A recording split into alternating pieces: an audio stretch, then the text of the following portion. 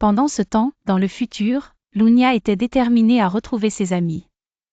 Guidée par l'espoir et l'ingéniosité héritée de ses parents, elle se plongea dans l'étude des plans des machines à voyager dans le temps. Après des semaines de recherche assidue dans une vaste bibliothèque futuriste, elle trouva des informations cruciales sur la technologie nécessaire. Avec l'aide d'un jeune scientifique novice, passionné par son histoire et sa détermination, Lunia travailla sans relâche pour construire un prototype de machine. Ensemble, ils rassemblèrent des pièces détachées, réutilisèrent des technologies obsolètes et combinèrent leurs connaissances pour donner vie à un semblant de dispositif capable de défier le temps. Le jeune scientifique, encore inexpérimenté, était fasciné par l'ingéniosité de Lunia et la perspective de participer à une aventure aussi extraordinaire. Mais il était surtout captivé par Lunia elle-même.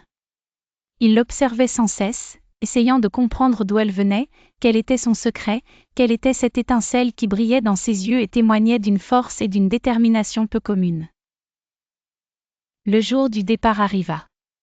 Avec un cœur battant d'appréhension et d'excitation, Lunia activa le semblant de machine. Mais le jeune scientifique, encore inexpérimenté, fit une erreur dans les réglages. Un éclair de lumière l'enveloppa et la propulsa à travers le temps, et propulsa le scientifique avec elle dans cette nouvelle ère inconnue. Lunia et le jeune scientifique se retrouvèrent dans une époque qu'ils ne reconnaissaient pas. Le paysage était étrange, la végétation luxuriante, et les animaux inconnus. Ils réalisèrent avec horreur que son erreur les avait envoyés dans un lieu et un temps complètement différents de ce qu'ils avaient prévu. L'air était lourd et humide, rempli de bruits étranges. Des plantes géantes aux couleurs vives les entouraient, et des créatures inconnues, parfois effrayantes, se déplaçaient dans les profondeurs de la forêt.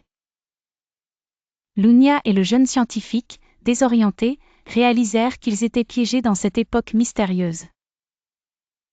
Alors qu'ils essayaient de comprendre où ils avaient atterri, penchés sur ce prototype, l'apprenti, le visage pâle et les mains tremblantes, visiblement embarrassé, s'adressa à Lunia. « Je suis vraiment désolé.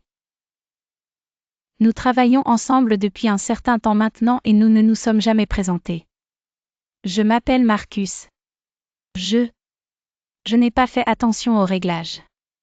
C'est ma faute si nous sommes ici. » Malgré l'erreur de Marcus, Lunia garda son calme. Elle savait qu'ils devaient unir leurs forces pour survivre dans cet environnement hostile. Ensemble, ils apprirent à trouver de la nourriture, à construire un abri et à se défendre contre les animaux sauvages. Marcus, malgré son inexpérience, se révéla ingénieux et courageux. Lunia, pour sa part, utilisa son intelligence et son ingéniosité pour les aider à survivre.